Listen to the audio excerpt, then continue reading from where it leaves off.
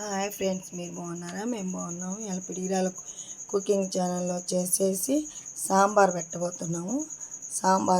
సాంబార్ కావాల్సింది ముందు పప్పు పోమేని వేసుకుందాము. పప్పుకి ఎంత తీసుకున్నా కొలతలు చూపిస్తాను. ఇగో ఈ కప్పుతో కప్పు తీసుకున్నాను. ఒక కప్పు మీద కొంచెం ఎక్స్ట్రా పప్పు తీసుకున్నాము. ఇది శుభ్రంగా కడిగేసి పొయ్యి మీద పెట్టుకోవాలి. దీంట్లోకి ఇంకేం వేసేది లేదు. సాంబార్ కొత్త పప్పు వేసుకుంటే 2 టమాటాలు వేసుకోవచ్చు. టమాటాలు వేసుకొని శుభ్రంగా పప్పు కడుక్కొని టమాటాలు వేసుకొని పొయ్యి మీద పెట్టుకోవాలి. 3 విజిల్ వచ్చేటట్టు చూడండి. ఇదిగోండి, మనం కడిగి శుభ్రంగా పొయ్యి మీద పెట్టుకున్నాము. పొయ్యి మీద పెట్టుకొని ఇప్పుడు మూత పెట్టుకోవాలి. మూత పెట్టుకొని 3 విజిల్ వచ్చేటట్టు 3 విజిల్ వచ్చేదాకా ఉడికించుకోవాలి పప్పు. ఈ లోపల మనం సాంబార్ కావాల్సిన కూరగాయలు మొత్తం రెడీ చేసుకుందాం. చూడండి, మనం సాంబార్కి అనుకున్నాం కదా. సాంబార్కి ఈ సైజు చింతపండు నానేసుకోవాలి. ఫస్ట్ చింతపండు ఈ సైజు నానేసుకోవాలి. చింతపండు ఈ సైజు మనం పావు కిలో కొంచెం పెచ్చే తీసుకున్నాం కాబట్టి చింతపండు ఈ సైజు నానేసుకోవాలి. బాగా ఇది శుభ్రం కడిగి నానేసుకోవాలి. చూడండి, గ్యాస్ కొట్టుకొని ఇగో డబరా పెట్టుకున్నాము. మనం సాంబార్కి డబరా పెట్టుకున్నాము. ఇప్పుడు నూనె పోసుకున్నాము. నూనె 3 గంటలు పోసుకుంటున్నాను ఫ్రెండ్స్. నేను 3 గంటలు ఆయిల్. ఈ ఆయిల్ కొంచెం వేడెక్కాలి. చూడండి,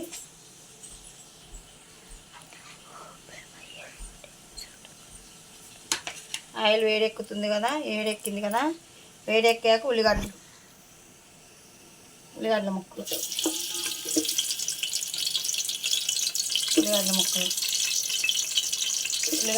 కొంచెం మగ్గేటప్పటికి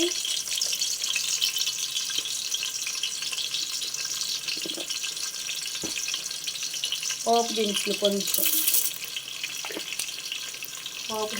కొంచెం వేసుకోవాలి.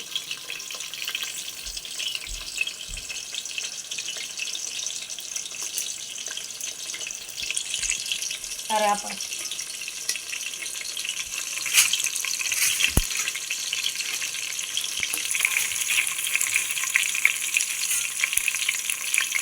అన్నీ వేసాక ఇలా కలుపుకోవాలి. బాగా తాలింపు కొంచెం మగ్గాలి. చూడండి, ఇప్పుడు కొంచెం మగ్గుతుంది కదా.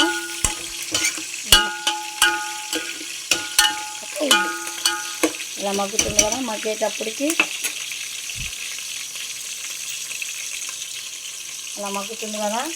మనం తీసుకోవాల్సిన ఏమేమి తీసుకున్నామంటే చూపిస్తాయి. చూడండి, ఇటు ఇది చూడండి. బంగాళదుంప, ఒక పెద్ద సైజు బంగాళదుంప, సొరకాయ అంతా కొంచెం ఇంత సొరకాయ ముక్క, పచ్చిమిరపకాయ 3, బెండకాయలు 2, దొండకాయలు 3, టమాటాలు 2, వంకాయలు 4, క్యారెట్ 2 చిన్నవి, దోసకాయ ఒక పెద్ద సైజు దోసకాయ. ఇవన్నీ కలిపి పోపు దినుసులు వేసుకోవాలి. చూడండి, బంగాళదుంప, సొరకాయ, పచ్చిమిరకాయలు, బెండకాయ ముక్కలు, టమాటా, దొండకాయ, దోసకాయ, వంకాయ, క్యారెట్ మొత్తం తాలింపులోకి ఇలా వేసుకోవాలి. ఇలా వేసుకున్నాక గంటి పెట్టి కలుపుకోవచ్చు, లేకపోతే తెగరేసుకోవచ్చు. నాకు ఇట్లా బాగుంది. సాంబార్కి ఇలాగే బాగుంటుంది. ఇలా తర్వాత పసుపు వచ్చేసి ఒక స్పూన్ పట్టిద్ది. ఇట్లోకి వేసుకో. ఒక స్పూన్ పసుపు వేసుకున్నాక ఉప్పు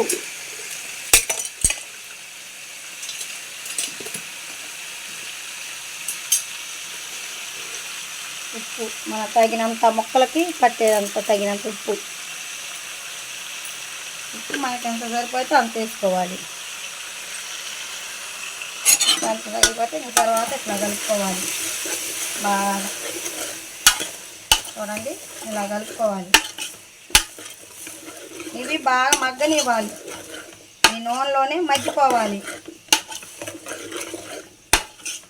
దాంట్లోనే ఇవి బాగా మూత పెట్టి 10 నిమిషాల పాటు కుక్ చేసుకున్నామండి. దీన్ని చక్కగా 10 నిమిషాల పాటు కుక్ చేసుకున్నామండి. ఇందాక చింతపండు మనం నానేసుకున్నాం కదా, కొంచెం ఒక గడ్డ పెద్దగడ్డ ఒక 50 గ్రాముల చింతపండు నానేసుకున్నాం కదా, అది బాగా నానిపోయింది. ఇలా బాగా పిసుకోవాలి. చూడండి ముక్కలు బాగా ఉడికిపోయాయి. చూడండి ముక్కలు చక్కగా ఉడికిపోయాయి బాగా. ఇప్పుడు ఈ చింతపండు పులుపు బాగా పిసుక్కొని రసం అంతా దాంట్లో పోయాలి. పిప్పి పడకుండా ఓన్లీ రసమే. ఇట్లా రసం తీసుకోవాలి. మనకి ఎంత సరిపోతే అన్ని నీళ్ళు పోసుకోవాలి. పలసాగా కావాలంటే పలసాగా, కొంచెం చిక్కగా కావాలంటే చిక్కగా,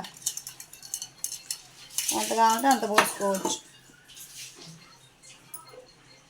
చూడండి వాటర్ నాకు ఇంకా కొంచెం పడతాయి. ఇంకా కొంచెం పడతాయి నాకు వాటర్. ఇట్లా కలుపుకోవాలి.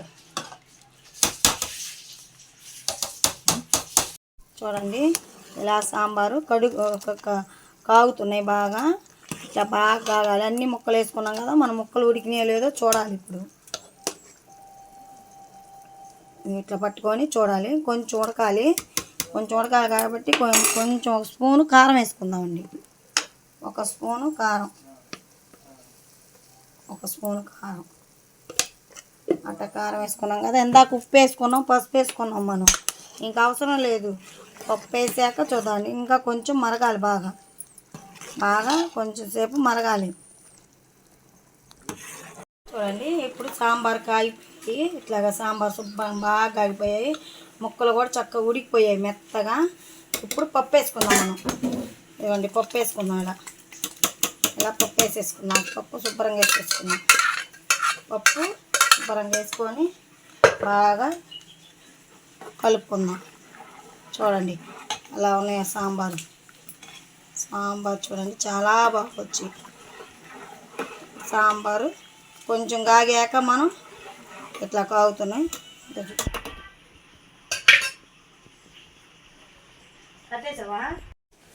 సాంబార్ పొడి వేసుకున్నాం. కాగిపోయినాయి కదా. ఇప్పుడు సాంబార్ పొడి ఒక స్పూను సాంబార్ పొడి. మనం సాంబార్ ఎక్కువగానే పెట్టుకున్నాం కాబట్టి పెద్ద స్పూన్తో ఒక స్పూన్ పట్టిద్దండి. ఇంకా ఇప్పుడు కలుపుకుందాం. చక్కగా కలిపేసుకుందాం. ఇలా సాంబార్ పెట్టుకోండి. ఇడ్లీలోకి కానీ దేనికైనా బాగుంటుంది. ఇడ్లీలోకి అయితే సూపర్ ఉంటుంది ఫ్రెండ్స్. ఇడ్లీలోకి కానీ రైస్లోకి కానీ చాలా బాగుంటుంది. ఇలా చేసుకోండి, చాలా బాగుంటుంది. సాంబార్ పెట్టే విధానం పెట్టుకుంటే చాలా బాగుంటుంది. అన్నీ చక్కగా వేసుకొని చక్కగా పెట్టుకుంటే సింపుల్గా రెడీ అయిపోతే చాలా బాగుంటుంది సాంబారు. ఇట్లా పెట్టుకుంటే 2-3 రోజులు కూడా నిల్వ ఉంటుంది సాంబారు. ఫ్రిడ్జ్లో పెట్టుకుంటే 2-3 రోజులు కూడా బాగా నిల్వ ఉంటుంది సాంబారు. ఇలా చూడండి ఎంత బాగుందో సాంబారు ఎంత బాగుందో చూడండి. చక్కగా చాలా బాగా వచ్చింది. ఇంకొంచెంసేపు మాకు ఉడకనిద్దామండి. కొద్దిసేపు బాగా కాగాలి సాంబార్. కొంచెంసేపు కాగాక చూడండి ఇప్పుడు సాంబార్ బాగా కాగిపోయాయి కదా. చూడండి చక్కగా ఉన్నాయి, చాలా బాగా వచ్చినాయి సాంబారు. ఇప్పుడు సాంబార్ కాగిపోయినాక కొత్తిమీర జల్లుకోవాలి. కొత్తిమీర లాస్ట్లో కొంచెం వేసుకోవాలి.